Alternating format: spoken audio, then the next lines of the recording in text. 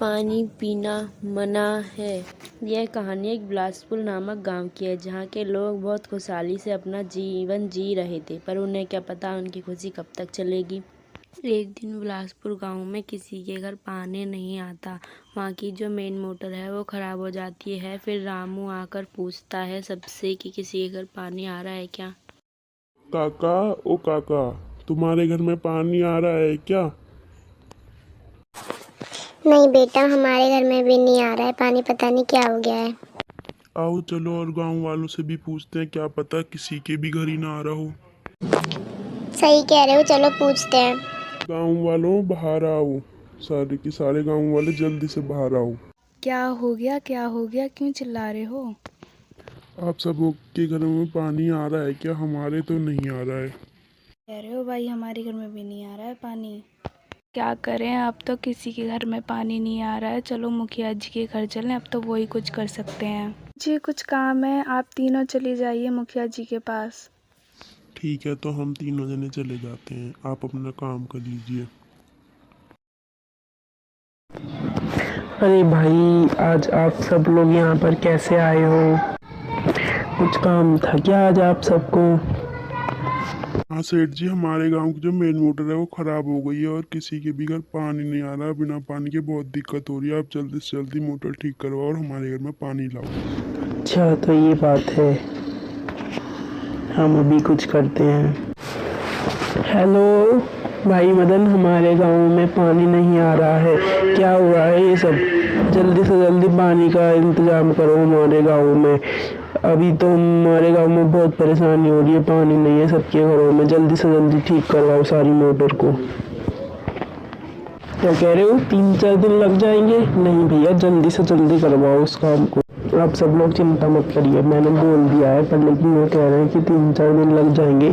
जब तक आपको गांव के नल से जो है उसमें से पानी ले लीजिए। आप लोग तब तक अपने घर का काम उसी से कीजिए और सब उसी से कीजिए। फिर हम 4 दिन बाद जब पानी आएगा तभी हो सकता, आपको कुछ हो नहीं सकता, पर आप चिंता मत करिए, हम कोशिश करेंगे कि जल्दी से जल्दी पानी ला सकें। क्या, तो अब हम चलते हैं फिर।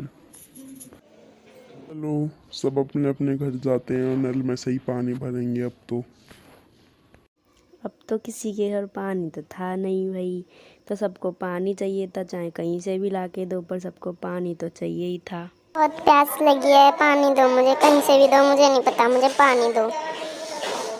नो जी, आप ना गांव के नल से पानी ले आओ। अब तो ये भी प्यासा है और घर का कुछ काम भी नहीं हुआ है। जब आप पानी लाओगे तभी कुछ हो सकता है।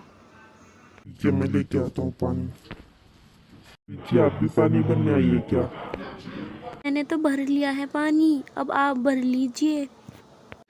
अब तो बारिश होने लग गई, तो अब तो मुझे भी घर ही जाना पड़ेगा। गांव वाले सोचते हैं कि ये बारिश नॉर्मली है, पर लेकिन उन्हें क्या पता उनके साथ आगे आगे क्या होने वाला है। कहाँ है, तुम पानी नहीं लाए? अरे वो वहाँ ना बारिश होने लग गई, तो इसलिए मैं पानी नहीं ला पाया, पर वहाँ पे संजू भाभी भी थी, वो तो ले गई पानी। ठीक है, तो बाद में ले आना। अब एक को तो भाई पानी मिला नहीं, अब दूसरे का हाल देखते हैं क्या होता है। अरे संजू, तुम गांव के नल से पानी लाइयो, एक गिलास पानी देना जरा, बहुत प्यास लगी है। पानी रसोई में रखा है, आप खुद लेके पी लीजिए, मैं काम करने जा रही हूँ। फिर अनूप जैसे ही पानी पीता है, उसे वो पानी अजीब सा लगता है और उसके हरकतें एकदम बदल जाती है। फिर वो जैसे ही पानी पीता है और वह ज़मीन पे गिरकर बेहोश हो जाता है।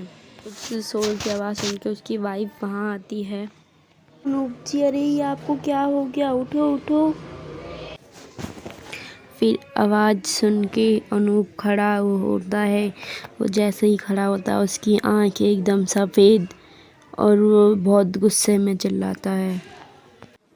हाँ हाँ हाँ, किसी को भी नहीं छोड़ूंगी अब मैं, और पियो नल में से पानी, किसी को भी नहीं छोड़ूंगी। इतना कहते ही वो फिर से बेहोश हो जाता है। अनूप की वाइफ परेशान होकर उसे सोफे पे लिटा देती है। लिटाकर वो गांव की तरफ चली जाती है, सबको बताने कि नल का पानी कोई भी ना पिए, नल के पानी पीने से उसके पति की तबीयत खराब हो गई है। सुनो सुनो गाँव वालों, जल्दी बाहर आओ। क्या हो गया भाभी जी? क्या बताऊं काकी जी, वो मैं गांव के नल से पानी लेके आई थी, वो इन्होंने पी लिया और इनकी बहुत ज़्यादा तबीयत ख़राब हो गई है। ये बेहोश हो गई। मैंने उठाया तो इनकी आंखें एकदम सफ़ेद हो गई थी और चिल्ला रहे थे, किसी को भी नहीं छोड़ूंगी, किसी को भी नहीं छोड़ूंगी। मुझे तो बहुत डर लग रहा है। मैं ये कहने आई हूँ कि कोई भी गाँव का पानी ना पिए। अच्छा बेटा, मुझे लगता है कि उसके ऊपर कोई बुरी आत्मा आ गई है। मैं एक तांत्रिक को जानती हूँ जो इसका हल निकाल सकते हैं। बूढ़ी काकी तब तक तांत्रिक के बारे में बता ही रही होती है कि तब तक घबराई हुई वहाँ रोहन की वाइफ आ जाती है। गाँव वालों, मेरे बेटे को बचा लो, चलो मेरे बेटे को बचा लो। पहले तुम खड़े होके कुछ बताओ तो, क्या हुआ है तुम्हारे बेटे को? अरे वो जो गांव में नल है ना, उस नल का पानी मेरे बेटे ने पी लिया है। तब से वो अजीब अजीब हरकतें कर रहा है और बार बार बेहोश हो रहा है। अरे अनूप ने भी वही पानी पिया था, तब से वो भी बेहोश पड़ा है। मैं एक तांत्रिक बाबा को जानती हूँ, हम तीनों भी उन्हीं के पास जा रहे हैं। तब तक तुम अपने बेटे को संभालो। चलो अब तांत्रिक के पास चलते हैं। बाबा, ओ बाबा, तांत्रिक बाबा बाहर आओ। अरे तुम यहाँ? हाँ बाबा, वो मैं। तुम्हें कुछ भी बोलने की ज़रूरत नहीं है।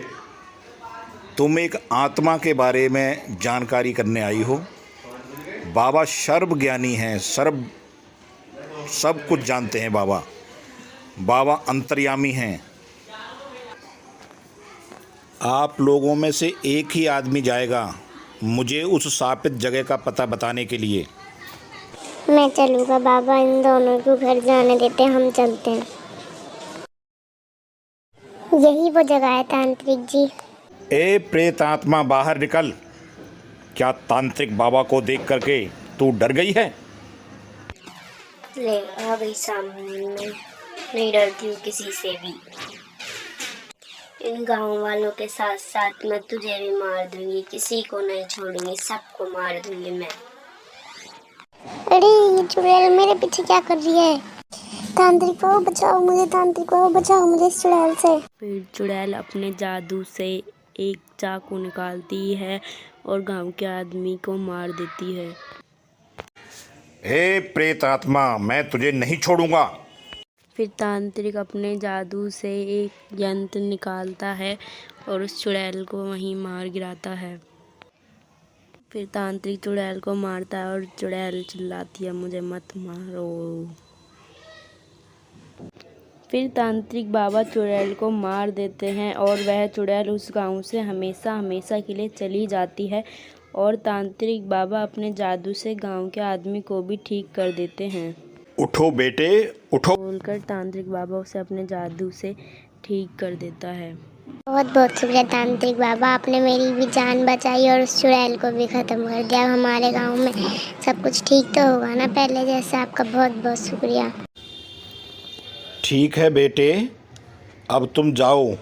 अब तुम पहले जैसे बिल्कुल ठीक हो गए होगे और गांव में भी सब पहले जैसे ठीक हो गए होंगे। इतना कहते ही तांत्रिक बाबा वहाँ से गायब हो जाते हैं और आदमी गांव में जाके सबको यह खुशखबरी देता है कि सब पहले जैसा ठीक हो गया।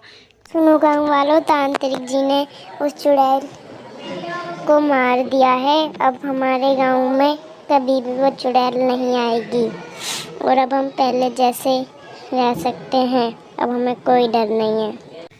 वह गांव वालों को यह खबर सुनाई रहा होता है, तभी सेठ जी का फ़ोन आ जाता है। हेलो, क्या कह रहे हो मुखिया जी? हम सबके गांव में वापस पानी आ गया है, हमारी मोटरें ठीक हो गई हैं सबकी। बहुत बहुत शुक्रिया आपका। ये गांव वाले ये सब सुन के खुशी की वजह से नाचने लगते हैं और बिलासपुर गांव फिर से पहला जैसे हंसता खेलता हो जाता है।